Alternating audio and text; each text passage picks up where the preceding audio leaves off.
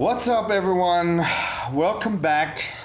Today we're gonna play some historic again on the ladder. I'm quite excited today.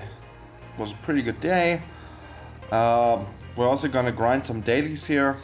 Apparently there's some gold to be made for attacking with 45 creatures, which fits in perfectly. 45 creatures is a lot. With the deck that we are going to play today. I'm going to show you right now the deck that we are playing. I called it Mutombo GOLGARI Fight. The fun thing about this deck is Mutombo is a really great Magic YouTube creator. He always builds interesting decks. Sometimes they're really high quality jank, other times they're pretty competitive. He's a great guy. Always checking into his channel. Please subscribe to his channel. Look for his channel, Mutombo, on YouTube. Anyway, and he made a Golgari list, so to speak. Not really designed for ladder, I suppose, so I changed it a little bit. And this whole deck revolves around the Phyrexian Obliterator, one of the great all-stars in Magic's history. I personally think it is. It's such a unique card. It has really great art. Todd Lockwood, man, you got skills, mad skills, my man. Anyway, this card is so goddamn terrific. I love it because it's so off kilter in a way. It's so strange and weird. It has a really strange mana cost of 4 specific black mana. It's a horror, which is cool. Interesting creature type.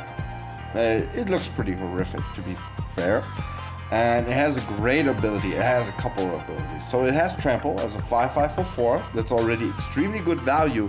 And you have to consider, this card came out in New Phyrexia, a set that's pretty old now. And and it still holds up. That's the great thing about it. It still has great value.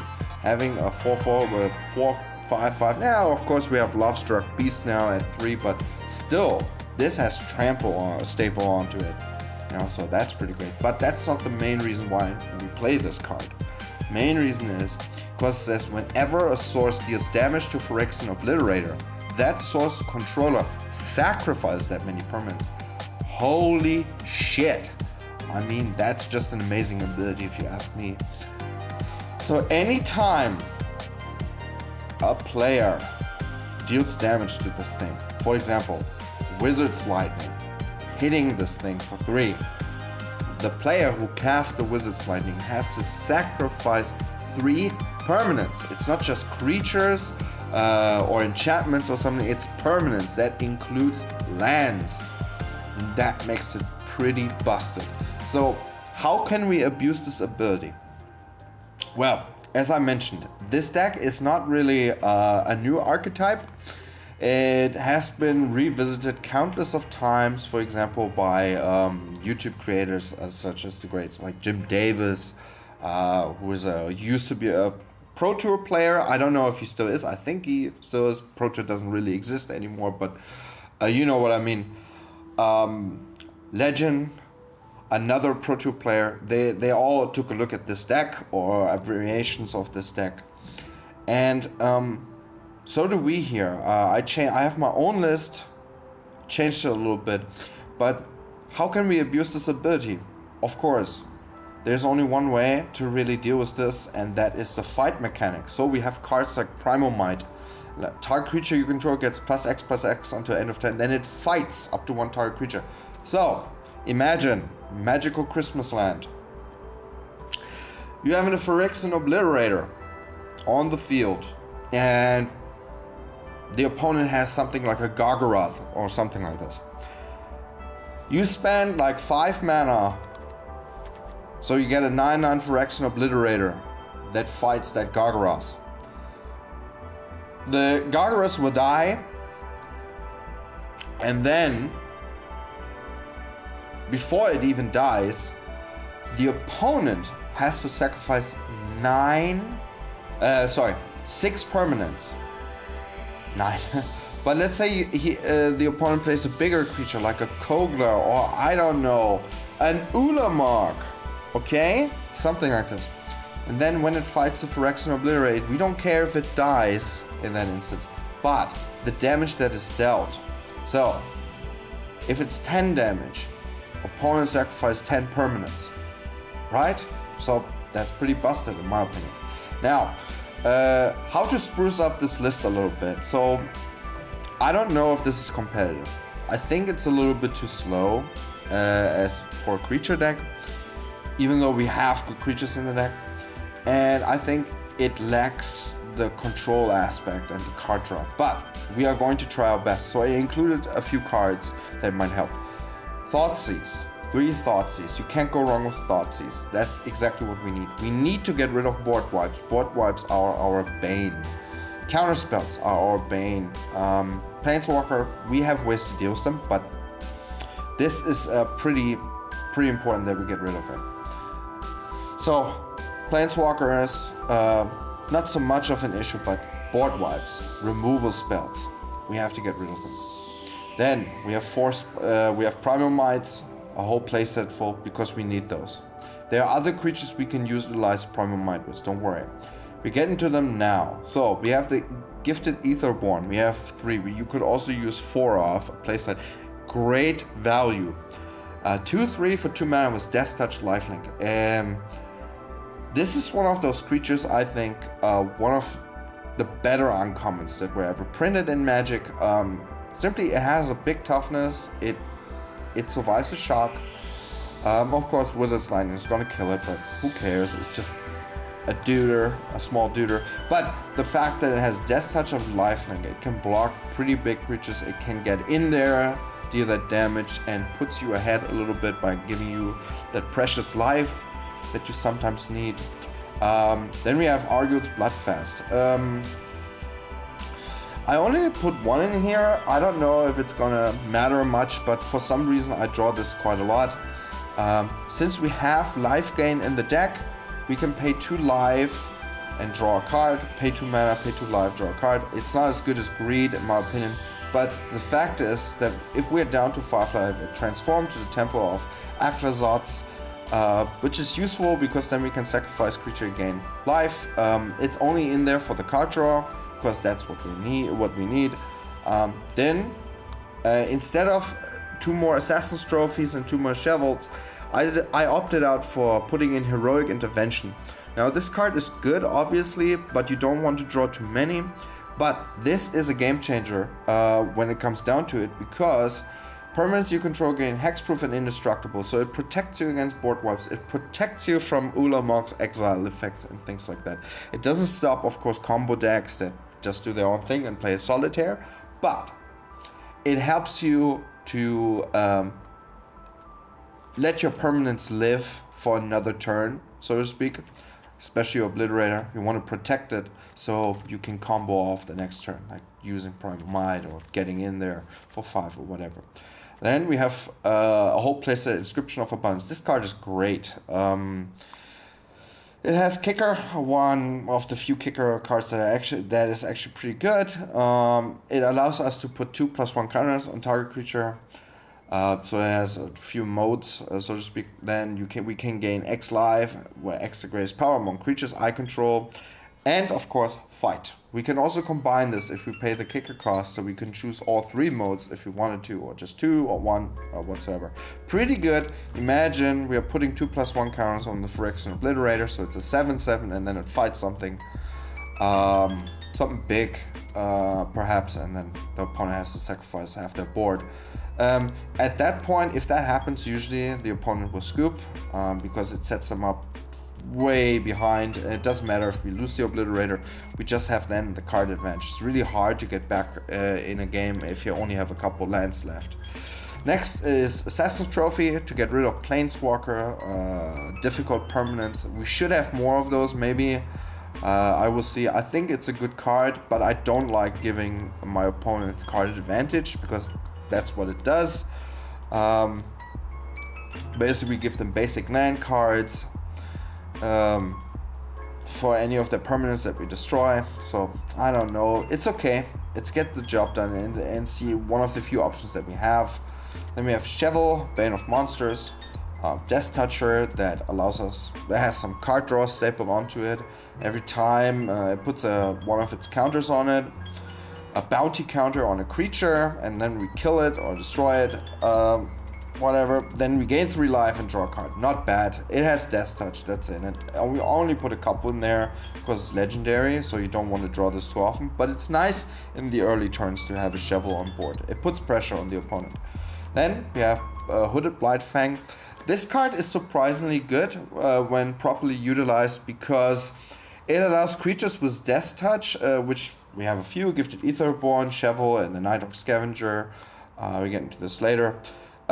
We can just kill Planeswalker with Death Touch, which is very nice. So we only have to hit them with 1 damage, so to speak. And we can destroy Planeswalkers, we gain some life while attacking. It's pretty useful, and it's a 1/4. It can eat a Wizard's Lightning. It's a pretty decent blocker. People don't want to really attack into it unless they go wide, of course. Yeah, it's not bad. Then we have a Murderous Rider. Get rid of a Planeswalker again. Has some lifelink. I just put 1 in here. If we have it, it's not bad. It's alright. And then Nighthawk Scavenger. I have a whole playset of those guys in it. I think this card is amazing. I don't know. Your opinions, your mileage may vary, but the fact that it has Flying, Death Touch, Lifelink is great. It stops a lot of decks in their tracks. Okay, there are a few decks that go under us. For example, mono blue flyers. I'm sorry. That's one of those decks. I mean, mono blue tempo, if you want to call it that. That's a deck that's really hard to deal with. The Nighthawk Scavenger is one of those cards that can actually dismantle this deck immediately. So if we can push it through, which is hard because counter spells and so on, but if we are able to have one of those stick on the board, it's pretty damn good.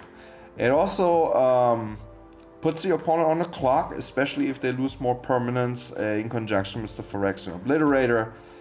This thing is getting bigger and bigger and deals a lot of damage and gives us a ton of life, so we stay longer in the fight. Not bad.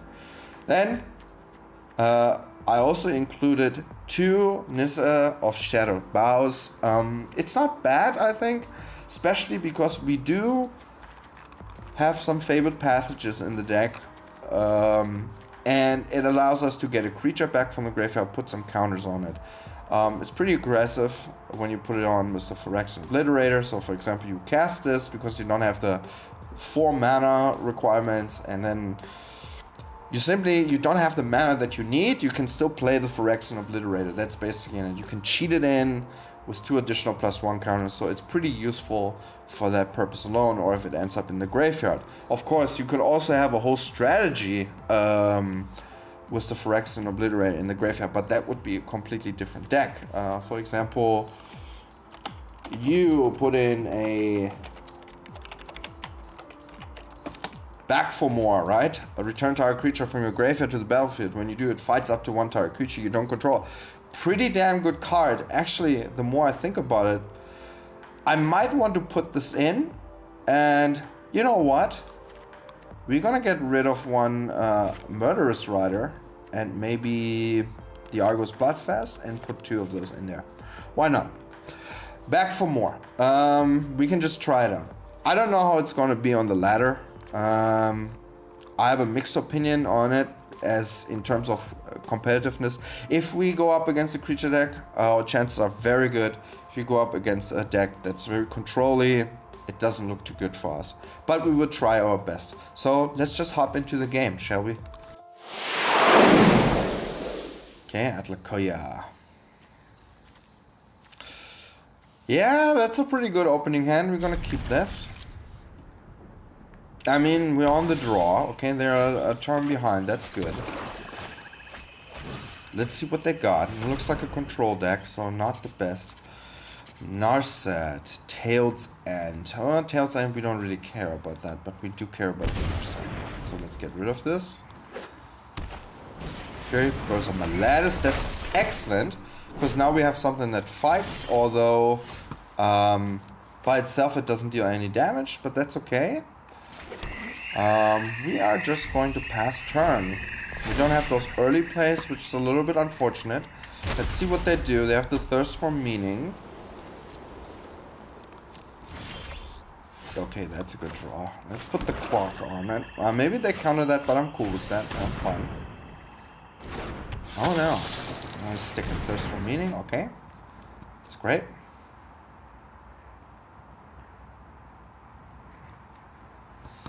See what they do. Maybe they play a board wipe next turn. They seem very controlly here. They might get rid of this. Oh yes, that's what we want to see. Now here we go. I am excited. Okay, let's do it. We're going to untap a land.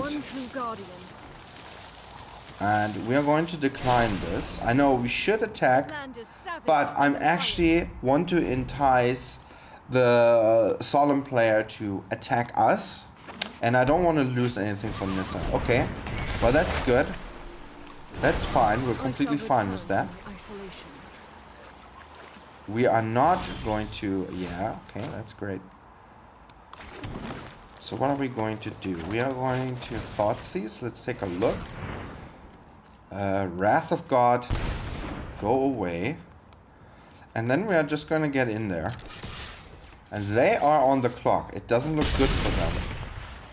We have to be careful. We don't want to kill this right now because it gives some card advantage. And we are lacking the mana that we need to play the Phyrexian Obliterator. Once we do, the game is probably over. So we have a good chance here. They were going pretty wide here. I know they want to get their Narset back, but we can kill it very quickly. They get one card out of it, and we don't draw many cards. That's fine. It's not going to bother us. Yeah, okay, well, that's a problem. Okay. It's fine. They got lucky there. Okay. Now, that is bad. Drawing those inscription, we had the game in the back, but now they're running away with it. That's always the problem if you don't draw what you need. Mind and body should move in unison. Okay. Like wind and waves, keep an open mind. Authority of the council, that's fine. We don't care about that. Yeah, it's fine. We need another black. We need another black source. Tail's End is not going to do it against the Phyrexian Obliterator. Okay, well that's good. Let's just get rid of the Narset.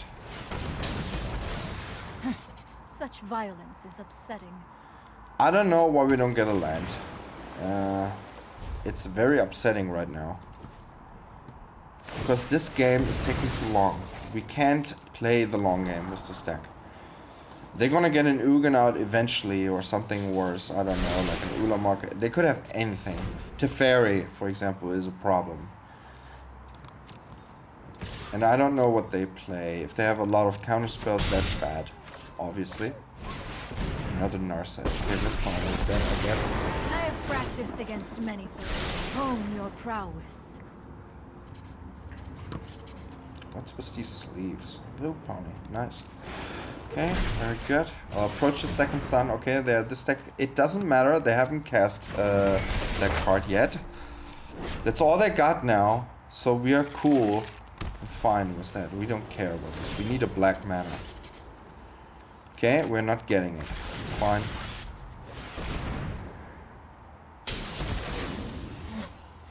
I don't know why, but that's fine. They can make tokens. We don't care about the life. And the problem is now, because of the Assassin's Trophy, they got so many resources that the fight mechanic from the Obliterator doesn't really matter anymore, I guess. They play this, so it doesn't look too good. Gotta say. They have a double castle, so... yeah. Well, let's see. We can still do some stuff. Okay, let's put the Scavenger on here. They don't have a counterspell. This doesn't work. Okay, that's fine. Big clock. Let's hope they don't draw a board wipe. They're gonna castle now. I wish we had the heroic intervention. That's the card that we need right now in this matchup. That would be perfect, but alas, we don't draw anything. And this is something that happened before to me with this deck. It's like one of those decks, either you get a good hand or you don't. It doesn't really have the ways of getting back all that precious life. We can get some life back at instant speed, so that's not really an issue. Okay. Let's see if they like that. Okay.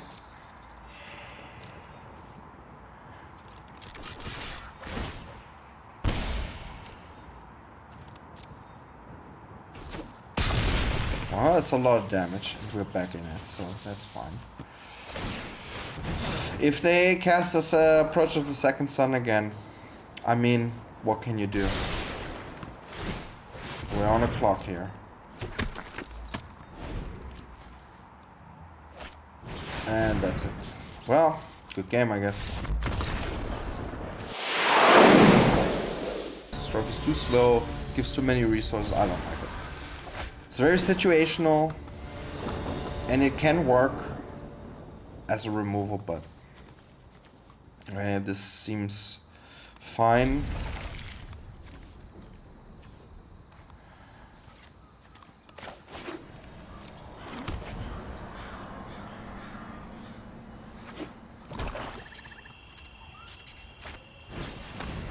Okay, take the Hooded Blightfang. The inscription. I don't know why I always draw these in pairs. It's annoying. It's a good card, but if you draw it in pairs, it's just awful. I don't know why the shuffler always tells me that I need that specific card when I don't.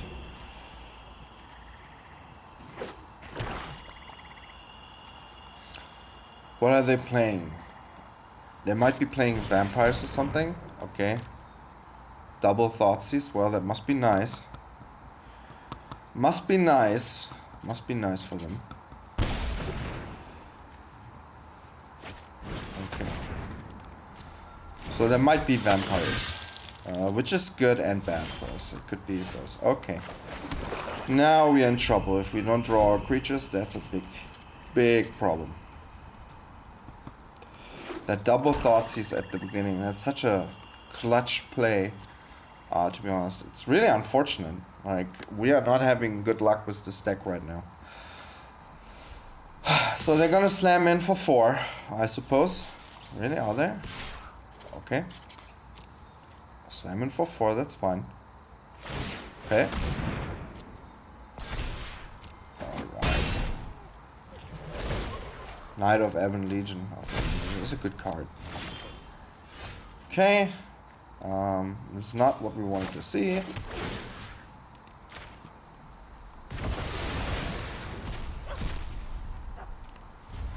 No idea what to do now. We need to draw a creature.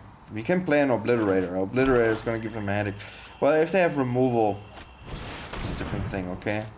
That's good. At least we're not taking that much damage right now. Okay. Take it.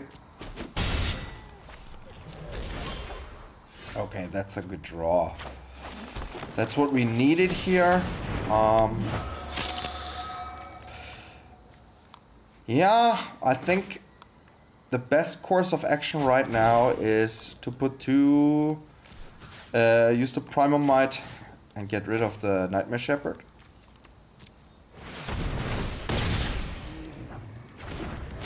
Some life back because that card's pretty nasty. If they want to trade, I'm all for it. It's fine.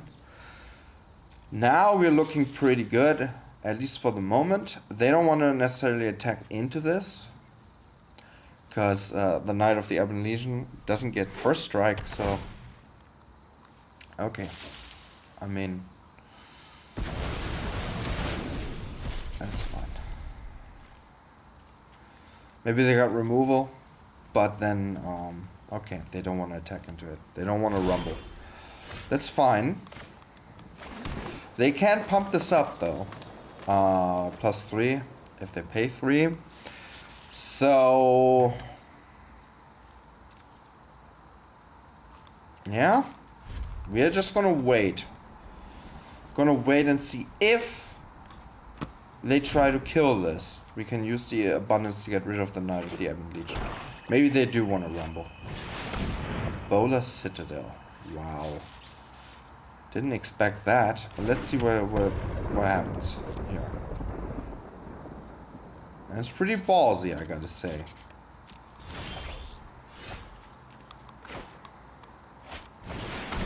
Alright. So now, I think it's a good idea to fight. Oops. What? Why? I cannot fight. Yeah. So let's just fight this. And then let's get in there for 5. Could have done that differently, but it's fine. And if they kill the gifted Etherborn, we can get it back. I mean, they can pay their life with the Bowler Citadel. Ah, there we go. Okay. Ooh. Okay, that's what they do.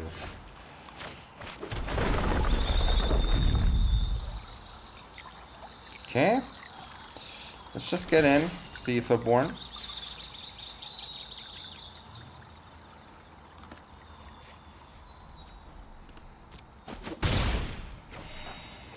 Alright.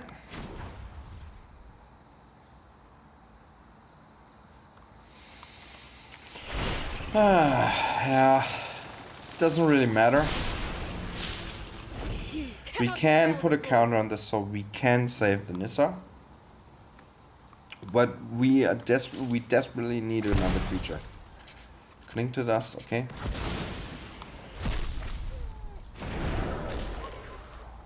It's not looking too good, I gotta say. Because we only drew lands. That is always a huge issue. It's really unfortunate. I feel like something is missing. Okay, well that doesn't help. 10 life. Okay. They're going all out, it seems. Okay. Arrow of Locktwain. If they have another Great Merchant, it's going to be a problem. Maybe they get a Phyrexian Obliterator by themselves. Okay. I think. Okay. I mean, they can deal a ton of damage now to us, so...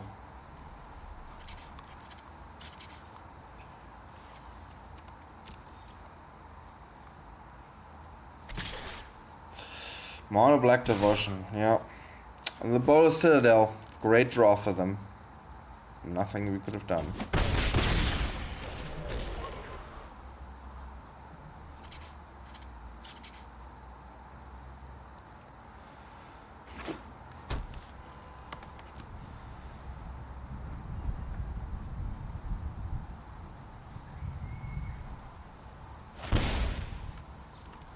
Okay, I don't have a... I didn't get that.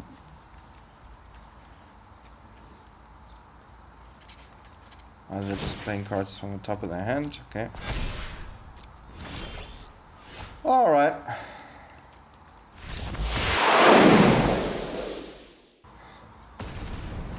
I'm not even sure if I should show you guys these games, honestly, because they are so awful. But, yeah, you know what? Let's just do it. What do you think of this hand? What do we think about this hand?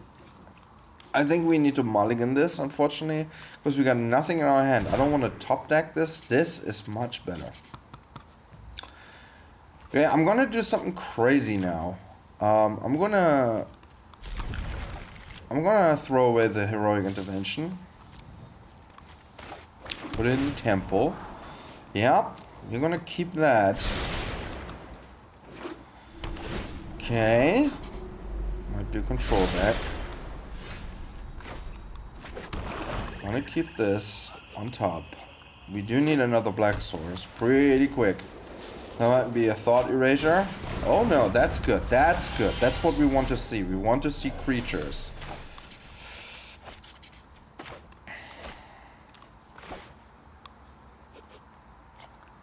Yeah, let's put in the Bajuka Bark. I mean, we could have waited and used it, but quite honestly, whatever.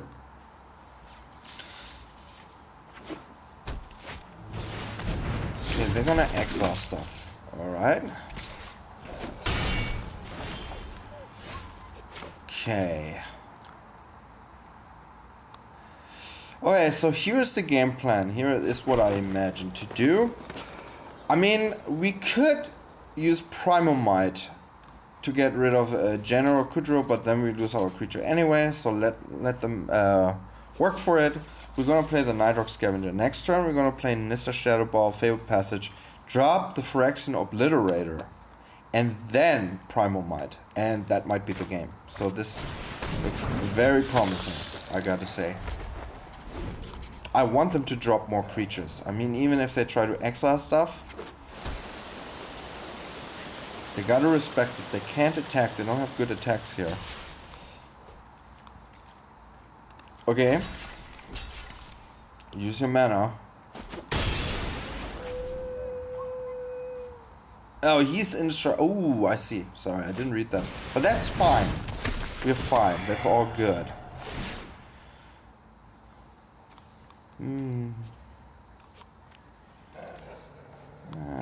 What do I not want? I think this is fine. We don't care about that other card so much.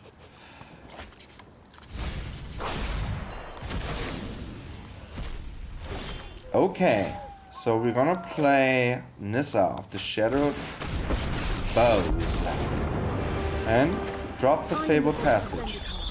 And my will reign supreme. Get a green source.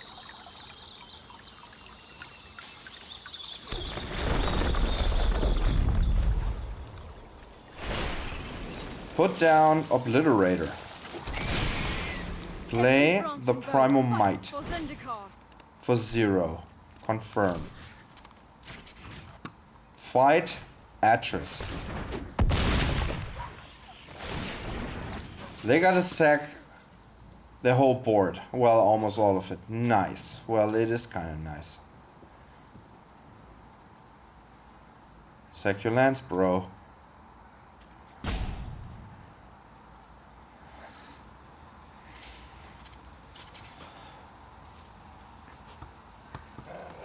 Let's see what they're gonna do. I mean, they gotta keep something, right? They probably don't want to throw away the Enforcer because it pushes in damage. Oh, wow. Okay. Well, yeah, you can play Lavinia, but she doesn't really do anything.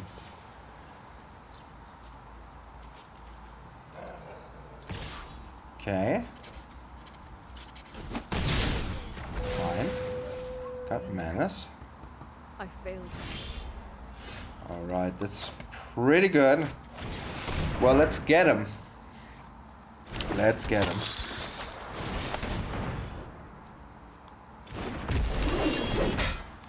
I mean, they gotta respect the Obliterator now.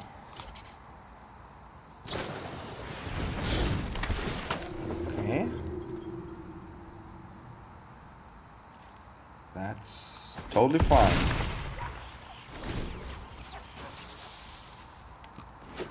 Well, they do have a land in hand. I mean, they could have another Kudro and then exile it, but they gotta act fast here, and they're gonna throw away half the board, so...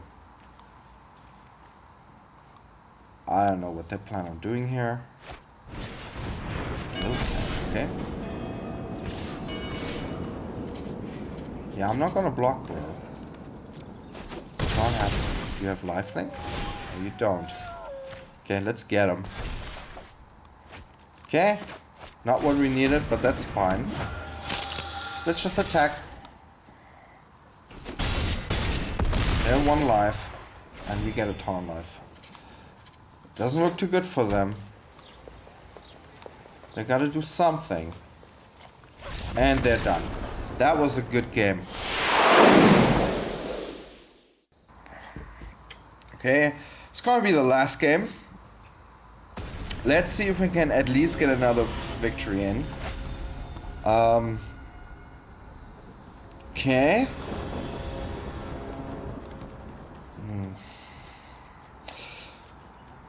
Normally I would ship this because I have double Obliterator, but it's not bad. We got the Inscription, we got Thoughtseize, so gotta keep this, I guess. We got the mana. I don't know what they're playing. Hopefully it's not a control deck. They do have a Heliod sleeve, so that might be a mono-white life gain deck, which is fine. This is a great matchup for us, but let's see. Oh yeah, this is... actually, what are we going to do? We are going to get rid of the Giant Killer, because that card can hurt us very badly. I mean, a Giant's Pridemate would have been better, but the Giant Killer can kill our creatures. Okay, we are lacking behind because the Saracen is going to grow very quickly. We don't have much time. We need to get every land drop now. Okay, that's good. That is good. I mean, let's pray that they don't have a removal. We can take this for now. I mean, it's not ideal, and these guys are gonna get huge very quickly, but still not at 30 life. Okay. Okay, yes. Let's hope they don't have a removal. A Giant Killer would kill us here. Literally. So, let's play the Obliterator. They don't have good attacks now. So that's already good. Okay, I'll see the life bounty. They can use it now.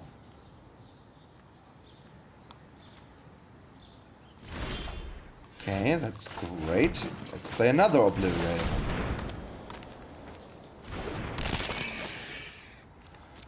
And let's attack.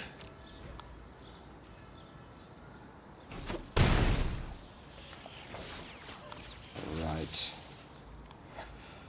You know what? I'm going to force the issue here.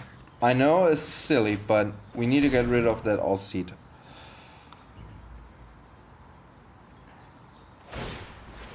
Okay. Let's hope they don't have another one.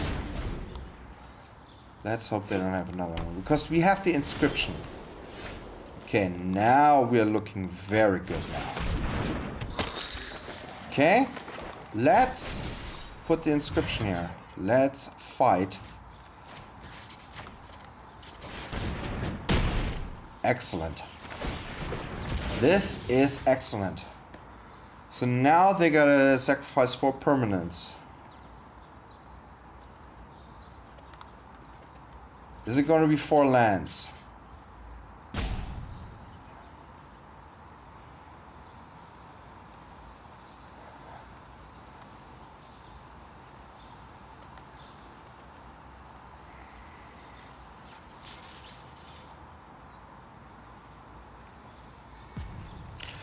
Here's the rope. Okay, opponent is sad, I understand, but you know, that's how it goes on the ladder. Can't take it too seriously. Don't be an asshole about it. Don't need to rope me. I understand you're upset. Just let it happen. Sacrifice those permanents. I mean, I never get the rope, to be honest. I don't even have the patience to rope other people, but whatever. It's what some people do. I think we got this game. Alright. Well, let's just jam. They still have a chance here. I mean, slim, but... Nah, not really. They already left. Turn off the internet connection. Screamed outside the window. Curse me. Imperial Tutor, what a fucking dickhead. But, never mind. Good game. GG's, my friend. I mean, we had a good draw again. When the sequence is right, you have a chance to win. What's the stake? So I'm kind of glad we got another W in. So it was a mixed bag. 2 wins, 2 losses. I take it. I take it. Really? Are you even here yet? Okay, they got nothing. I see. Well, whoa, let's take them out of their misery.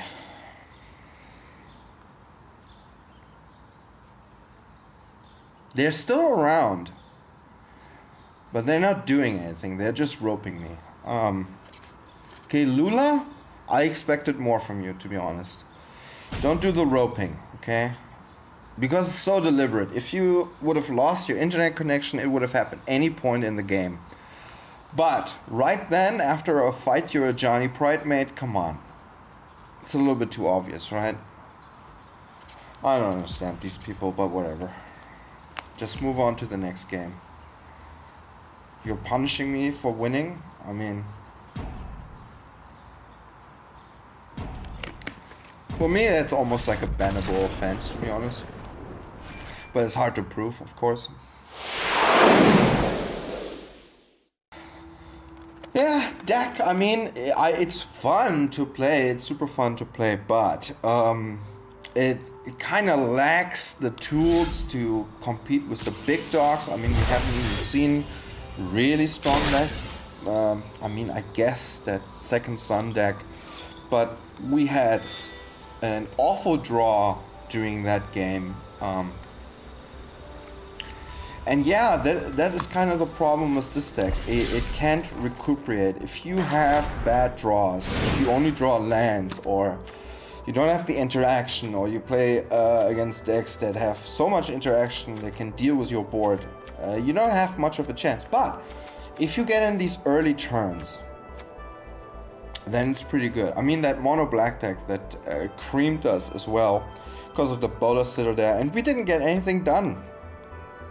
We were hinging on the back of that Gifted Aetherborn that, of course, never works out. It's just uncommon, come on. Can't bank on this card, right?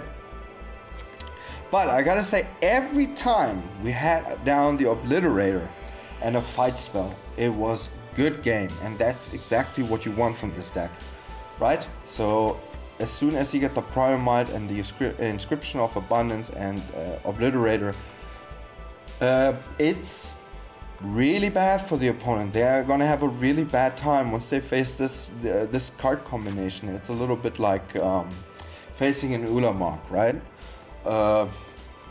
It's a scoopable offense, so to speak. Seeing those two cards in conjunction, like that mono white player who had enough, obviously. So pretty cool to see that.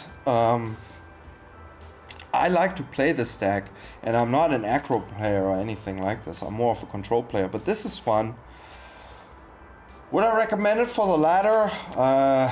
I guess it can work, but it's such a mixed bag. We didn't really advance, and if you want to get to Mythic relatively quickly, I don't think this is the right deck for it, sorry to say. Then you're better off playing other decks, maybe Goblins or something, who have a bit more of a consistency, who need to be actively stopped. Because this, you need a couple of cards. With Goblins, you just need the Muxes, and that's it, basically. So, but I like this as a concept far more than I like the Goblins deck. Anyway, thanks for watching, guys. Hope to see you next time. Tomorrow I'm going to put out another video again with another deck. So until then, have a good one.